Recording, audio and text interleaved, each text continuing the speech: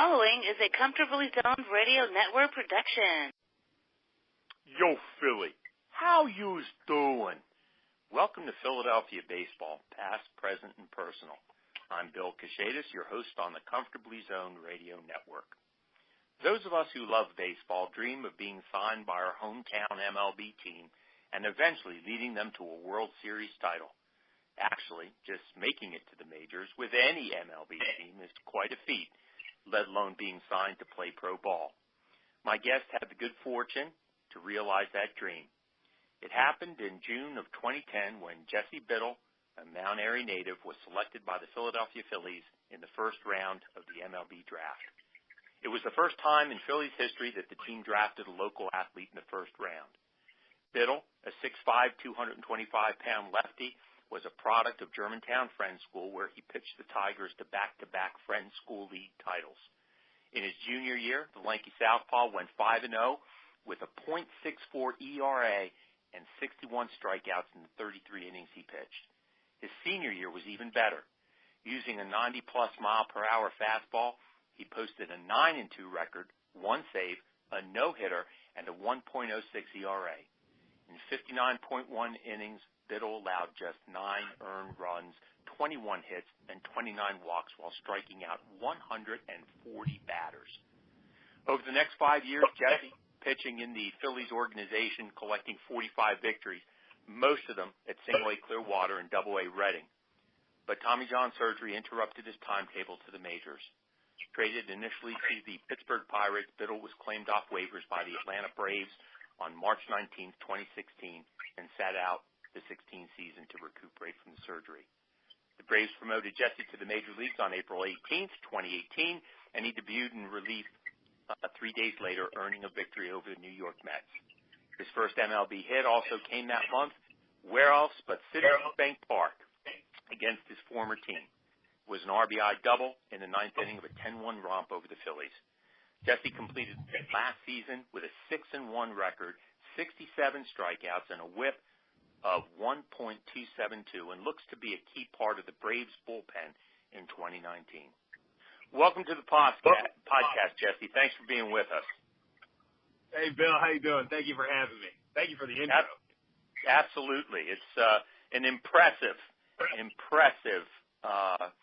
career so far. How's life in the bullpen these days? I'd imagine it's very different, a very different mindset and approach to the game. Yeah, it is a lot different. You're isolated with your band of brothers in the small room behind the fence. So it definitely changes the way you watch the game. Did you ever think that you'd make the majors when you were growing up in Mount Airy? You know, Germantown Friends School isn't exactly a proving ground for pro ball. The Interact turns out more prospects than the Friends School League. And in fact, I understand that you considered transferring to Germantown Academy after 8th grade. Why did you decide to stay at GFS? I guess what I realized, it wasn't really a shot at Germantown Academy, but, my heart was never really in transferring. I always wanted to stay. But then, I also just kind of realized that the more exposure I got in summer ball, the less high school baseball, really mattered, right? It was more about, just being able to get the opportunity to pitch in front of scouts at some point. It didn't have to be through high school. We had a really good group of guys who I was very close with in my grade, and I believed in us as a team, and I wanted to be a part of it. Now, were they part of the Mount Airy Little League? I understand that you were standout early. In fact, once your mother asked you, how do you go out there and just shine on the mound? And you extended your pitching hand and said, "Mom, it's all right there." Was that part of your training in Mount Airy Little League? I guess the way I always thought about it was like, imagine something that you're really, really good at. Whatever you're the best at, right? Whatever you feel the most confident in. And then imagine a bunch of people coming to watch you do that, regardless of what it is. You know, even if it's like, hey, I make really good macaroni and cheese. Well, imagine 40,000 people coming to watch you do that. You know, that's what I believe in baseball. It's like, this is what I'm best at, you know, so why not show it off? Now, GFS and I go a long way back. I went to Abington Friends School as a student, and then I coached at Abington Friends School against Harry Gratwick for many, many years. And it was always interesting because those years when Harry didn't have a great team, he became quite a lawyer. But other years he was just phenomenal. He turned out some great teams. Obviously, you came along much after. In fact, I can't. Who was the coach there when you were playing there? Bob Bergholz was my coach every year. Okay. Was Randy Maurer there yet? No. Randy got there, I think, the year after I left. Okay. So that was the first year my little brother was there. Right. Okay. So what was that experience like coaching for Bergholz? Did you say? Yeah. Playing for Bergholz. Yep. We had a really good team. You know, my senior year we started 7 seniors. So we had like a good group of guys who stayed through the program the whole way through. And you know, we won all 4 years that I was there. We won the league. And you know, it was just fun. I think that was the thing that Bob always preached was just, you know, he wanted to make sure that we were all having fun. He saw that we were really talented, and he didn't really need to micromanage. Now, I understand that you really began to develop after your sophomore year in high school. In addition to having a growth spurt, you began working with Aaron Sistrunk, a personal trainer and co-owner of Balance Fitness in Chestnut Hill. By the way, Sistrunk, I understand, was also the personal trainer for Jimmy Rollins. How did that experience benefit you? That was everything. So when I was a freshman going into my sophomore year, I started working with a pitching coach named Chuck Bushbeck and his partner Chuck Bechtel. The Chucks, as we call them, out of Northeast Philly. I started working with them, and then they got me in touch with Aaron Sistrunk. And, you know, I spent a lot of time just learning what it means to be and what it would take to be a professional. You know, that was really the big thing was just, you know, if I wanted it, and I really did, that it was going to take a lot more work than I could possibly imagine. I just needed the people to steer me in the right direction. Coming from GFS, which has one of the most rigorous academic curriculums of any private school, you would have succeeded at college, no doubt. You already had committed to the University of Oregon by your graduation. So how much of a sales pitch did Eric Valent, who scouted you for the Phillies, really have to make to get you to sign? Well, you know, I mean, that was kind of an interesting situation because I didn't have any real intention of going to play professionally originally. When I was looking at colleges, I was pretty sure that I was going to end up at whichever place I picked. And I was pretty happy about that, you know. But when it came to kind of how I was feeling when the draft approached, I was pretty certain that if I got picked by the Phillies in the spot that I got picked, I was going to have a hard time saying no. If I had gotten picked by a team earlier, it might have been a situation where I could have said no, you know, but just the fact that I had grown up a Phillies fan, all their minor league, you know, teams are close to home, and it would have been a cool thing to be able to play in front of my parents and play in front of my friends and family. It wasn't really a sales pitch, honestly. He just, you know, he called me and told me that I got drafted, and, you know, I was just like, all right, let's do it. And I was playing professionally about 5 days later. Wow. Who was your role model? I guess role model is the term they use these days. Back when I was growing up in the 60s and 70s, it was hero. But who was your role model on the Phillies, if there was one? Well, so when I was a sophomore in high school, I went to, actually I guess it would have been junior. I went to the 2008 World Series game where we won. And so I watched, it was the two-parter, so I saw Cole Hamels pitch 7 innings in the rain. It was freezing cold, and, I was just like, I wanted to do that. I said, that's the guy right there. I want to be him. And so he was definitely a big part of, just watching the way he ascended through the minor leagues and just, how he went from being a top prospect into being, a Cy Young candidate every year. He was like my role model, if you would, or my hero. He's a very interesting individual. I have done a couple stints as a stringer for various newspapers, and one of them was the Wilkes-Barre Times Leader when he spent his brief time in Scranton, Wilkes-Barre with the Red Barons. I got to know him a little bit. Family of teachers, comes from a family of teachers. As you know, very, very polite, great personality, and one heck of a talent. It's too bad that we couldn't have gotten him back here. I know. After the Rangers, but who knows? In 2012, Jesse, Baseball America named you the #1 prospect in the Phillies organization. You spent that season with the Clearwater Threshers and went 10-6 with a 3.22 ERA and 26 starts.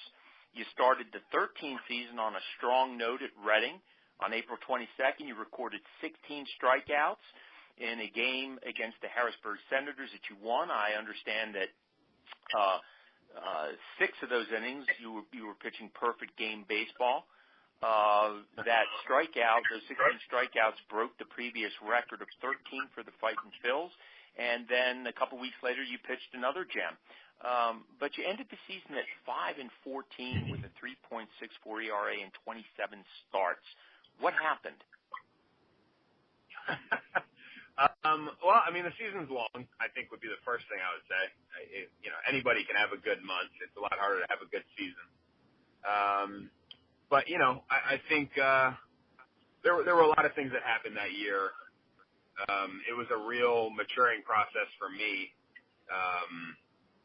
But if I could trace it back to one thing, I would say that, right around the time that things started to go south, I got really, really sick. I was diagnosed with whooping cough, which is like a really medieval disease or infection. And that was something that I was battling for the entire season. I also, was dealing with, some various arm injuries, some inflammation in my shoulder, and I had plantar fasciitis in my foot for the last 2.5 months. So, it was a battle of a year, but I kept wanting the ball every 5 days, and some days it went my way, and some days it absolutely didn't. So. Now, over the next 2 seasons, you pitched at various points for Clearwater, Reading, and Lehigh Valley, and over that 2-year span, you compiled a record of 14-16 and 42 starts with an ERA of around 5. Your main pitch then was a 4-seam fastball, clocked in the mid-90s, but you also had a change and a slider that you threw in the low 80s and a 12-6 curveball in the mid to low 70s. At the end of the 15th season, you had Tommy John surgery. Was that the result of overuse, the range and types of pitches you were throwing, or mechanics? I would say probably all of the above, but also, the biggest reason would just be that it's just something that happens. By all of the Phillies do an unbelievable job of, and as far as I can tell, they're one of the best organizations of maintaining, your arm strength. They're always very up to date on, making sure that you're being stretched out properly, and they're testing you to make sure that you're not at any risk for injuries. So it really, it's just one of those things that happens in baseball. I don't really know the exact science behind it, but I know that, for a couple of years there, my elbow just really wasn't where it needed to be. I wasn't able to get loose before the games, and I was kind of just going out there hoping for the best, and my velocity really started to take a dip in 2015 by the time I was in AAA. And, I was just trying my best. I kept feeling like if I put together a good couple starts that I'd get a call to the big leagues or something like that. And, when I look back on it, it was just immaturity, and I wasn't handling it properly. I needed to shut myself down a lot earlier. and give myself a chance to heal and get better. You, anyone who knows you knows that you have not only the intellect but the confidence to be successful. With so many young pitchers, it does become a matter of confidence. And Bob Tewksbury, now a mental skills coach for the Chicago Cubs, wrote a book appropriately titled 90% Mental, and discuss some of the pressures that young pitchers face as they experience what he calls the professionalization process in the minor leagues. Now, I highly doubt confidence was a part of that for you. You've already talked about some of the physical ailments that you were going through, but how much of a struggle did you have with that process in other areas like clubhouse, making adjustments to, let's say, several different pitching coaches? What were the challenges of the professionalization process for you coming up through the minors? I think where I struggled the most was, I had a hard time saying no to coaches. When it came to something to them, every coach I ever had was always trying to help, right? And they were always trying to, make a positive impact on my career. But, at a certain point, you have to do what's best for you. And if you don't want to make a change, you shouldn't be trying to make it. And I think that there were times where I was trying to over-adjust. And when I would have one bad outing, I would be told to, maybe try this or try that. And I would all of a sudden be, working on 5 different things while I'm out there pitching in the game. And I think that it wasn't so much a confidence thing. It was more like I was just trying to, I was getting away from what is, the fundamentals of pitching, which is just, throw the ball at the glove, and that's it. And I was thinking way too much about my actual, mechanics or whatever it may be. And that, that led to me just probably overthinking everything out there. It's interesting to say that because one of the pitchers I followed growing up was Steve Carlton, and Steve Carlton is known for thinking to the nth degree, and yet the way he and his battery mate Tim McCarver described the successful pitcher was just being able to have an elevated game of catch with each other and block everything else out. And it sounds like that's what you learned. Yeah. Oh, definitely. Mm-hmm. There's a reason why there are 6 stops in the minor leagues, right? There's no other sport that needs that. And I needed it. I really did. I'm obviously, still working on things. I haven't gotten everything figured out yet. But I definitely have found myself going out on the mound every time and thinking a lot less and just trying to execute the pitches as best I can. And, after that, you can't really control much. Mm-hmm.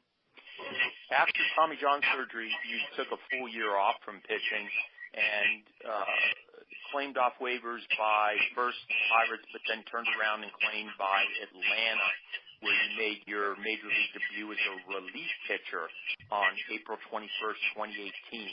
You earned the victory against those hated New York Mets, hated, I say, here in Philadelphia.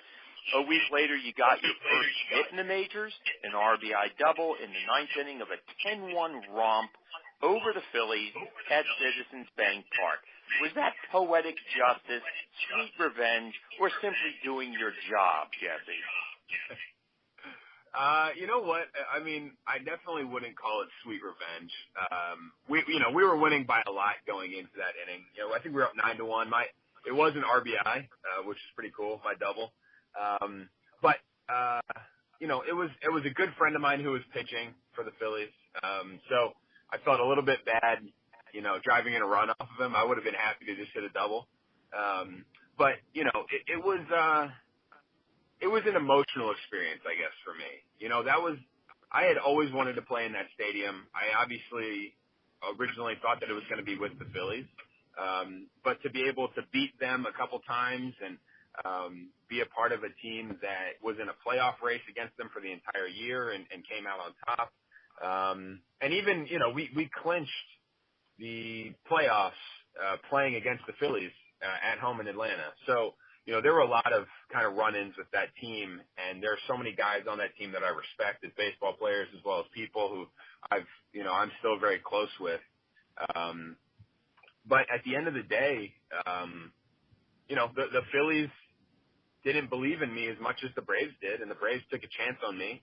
And, I will forever be thankful to them and grateful for the opportunity they've given me. Mm-hmm. Yeah, you came up with a lot of those guys. I mean, there was Alfaro, Crawford, Hernandez, Williams, all those guys. I mean, they were all in the minors with you, so it must have been something. Yeah, it's a tough thing because I root for all of them individually. I want nothing but the best for all of them, but I don't exactly want the Phillies winning a lot of games, because that was a pretty close race for a long time, for a big part of the season. Mm-hmm. Mm-hmm. Atlanta seems to be a good fit, though. You posted a 6-1 record, 67 strikeouts, and a whip of 1.272 last season, and you look to be a key part of the Braves bullpen this year. To what do you attribute your success? I would say that my success this year was, finally being healthy, for one. I think that's a big part of it. I was, the last year I was pitching in Double-A with the Braves. I felt really good for the whole season. Then out of nowhere, I tore my lat, and my season was over. And, this year I was healthy for the entire year for the first time since 2012, I believe. So that's the only way to give yourself a chance to play is to stay healthy. And then also I think that I really enjoyed my role as a reliever. I think that I was able to kind of be whatever they wanted me to be. There were games where they asked me to close, and some went well, some didn't go so well. And then there were games where, I would come in and just pitch against a lefty, and then there were a couple games where I had to go 3 innings. So I think that part of it was kind of a fun new challenge for me, and I embraced that role as a relief pitcher, and it made it for like a pretty quick season. The year just kind of flew by. Mm-hmm. I have to ask this question because a lot of my listeners are once kids that I coached at the Conestoga Legion, and then with Whiz Kids, the Whiz Kids Marzano League team, and now out in Millville, Pennsylvania, near Williamsport, and some of them are now in pro ball, like Brendan Little with the Cubs and Nolan Jones with the Cleveland Indians. And I know that they would want to know, what have you learned about pro ball and about yourself from the experience that you've had over the last decade?